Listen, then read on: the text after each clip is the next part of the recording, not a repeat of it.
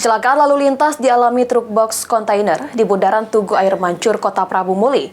Usai kejadian, sopir truk langsung menghilang dari lokasi kejadian, hingga kini masih dilakukan pencarian.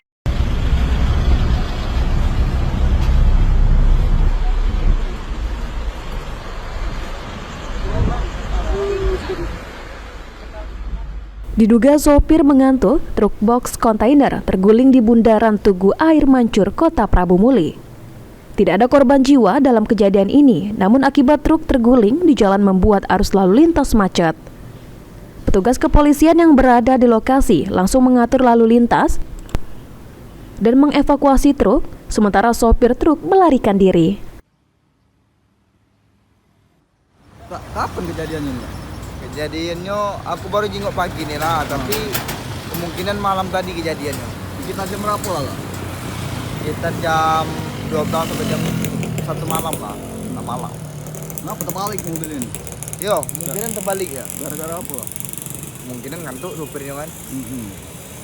Terus kemana supirnya? Kurang tahu kemana, ini aku baru datang juga pegawai sini. Ada tak korban apa ditunggunya? Kayaknya ada ganti korban. Udah ganti, ya. Anggi Perkasa, PAL TV.